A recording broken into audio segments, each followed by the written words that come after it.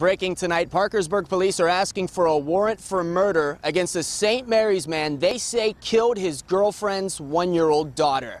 The manhunt is on tonight for 30-year-old Curtis Richards. What's most enjoyable is building relationships, making new friends. Meals on Wheels with the people you help. Wanda, hello. Hi. Just look at this video. He crashes into a Dudley Avenue building, and we mean he goes right through it. Incredible. Good evening.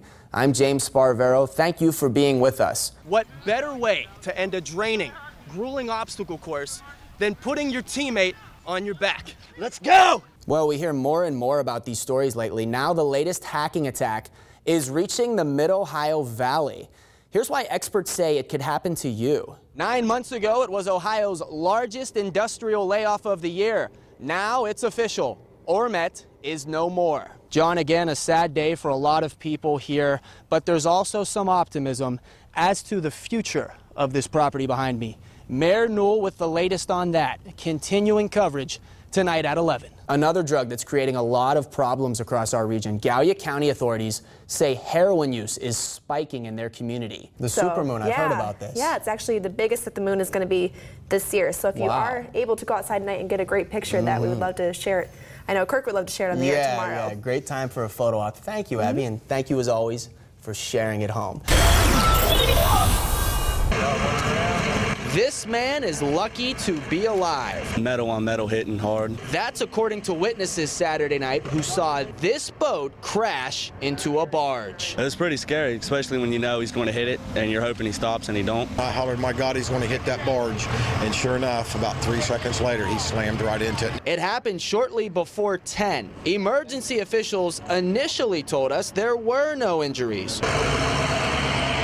But when we arrived, we learned differently. I thought it was going to explode, but it didn't. So I think when he's falling solid and pulled up,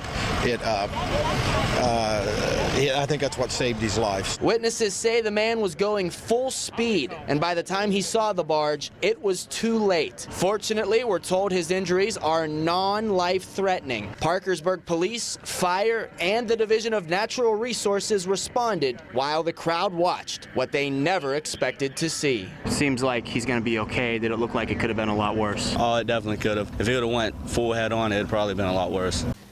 You got to be sure who you trust. Still grieving from family tragedy, 65-year-old Rose Church is facing another difficult time. Her 18-year-old granddaughter, Danielle, was killed in an ATV crash back in April. Now Rose is victim of a grant scam. But I never thought I was stupid.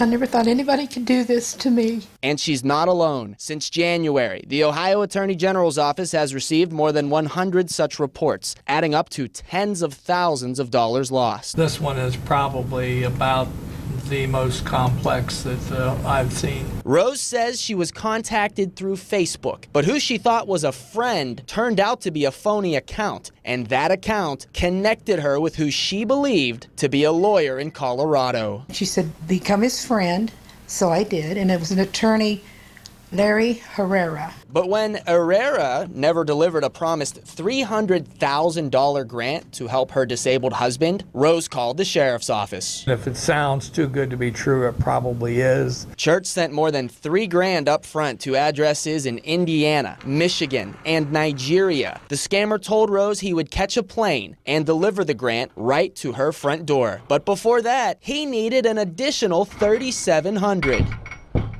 I told him, I said, I don't have any more money. That's it. I mean, I've given you everything I've got. Rose caught on not long after that. Could this be a legitimate profile? Could be. Investigators are now trying to trace the money. Meanwhile, their bank account emptied. Rose and her husband only have a monthly Social Security check to get by. This is a very, very embarrassing thing to happen for somebody that's 65 years old and think that they know what's going on in the world, because Guess what? I don't. Everything fell together so well that I had no reason to doubt this. I really believed every word I was being told. We only make quilts of valor for important people like you. A surprise for an American hero. 92-year-old Charles Shepard can't see his quilt of valor. The scars of warfare took his vision, but it's still undeniably special. It means to me that there's somebody out there that still thinks something of the servicemen. And I want to thank you for your service. Faye Gandy made the quilt as a gesture of appreciation. The women of Quilts of Valor volunteer to honor veterans and active service members. It just made me feel awesome. I mean, I just was very proud to be able to do it for him and for any of them. Shepard served in the Army during World War II and then Korea. I just think so much damage over there. Like his neighbor, Charles Longwell. A lot of different people over there getting killed, and it just tore me up. Now this soldier lives in peace. It's a beautiful quilt. Spending his final years surrounded by family, reminiscing about the days when his greatest generation was destined to save the world from global tyranny. I love the service. I love the adventure and the challenge and all that. It was just a period of time, you know, that everybody pitched in, even children pitched in. I didn't know it was that important. You are very important. James Sparvero, WTAP News, Parkersburg.